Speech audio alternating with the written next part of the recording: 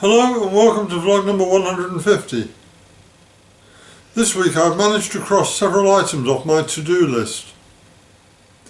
I haven't suddenly become super motivated, but my wife and one of our close neighbours have encouraged me to get off my backside and achieve something just for a change.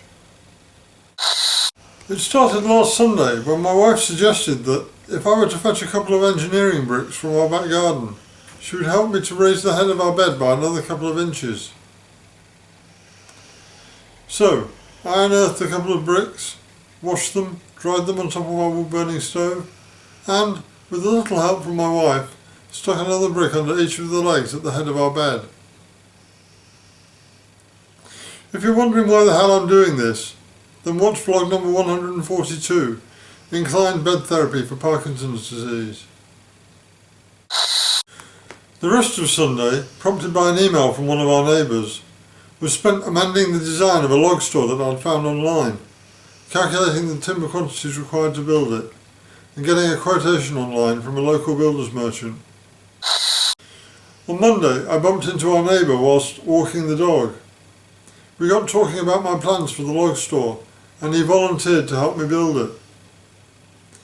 So when I got back home, I double-checked my calculations and then rang the builder's merchant and placed an order for the timber. My order was due for delivery on Thursday, so that gave me some breathing space so that I could clear space in our back garden for the completed log store and to give us enough room to construct it. On Wednesday afternoon I cleared the corner of the garden where I intend to put the finished log store, shifting logs, bricks and pallets, and cutting back the branches of one of next door's trees that was invading our space. I also cleared the paved area in the middle of our garden, which is where I intend to build the log store. I still have some work to do before I'll be happy with it, but I really hadn't got the energy to do any more at that time. Thursday morning, our neighbour took delivery of the timber. He has a bigger space to accommodate it all, and has suggested that we cut the various lengths of wood required in his garden and then take it across to our garden for construction, which has made things a lot easier for me. So, I gathered together a few tools and took them over to our neighbour's garden, and he helped me to cut the stack of wood to the sizes required.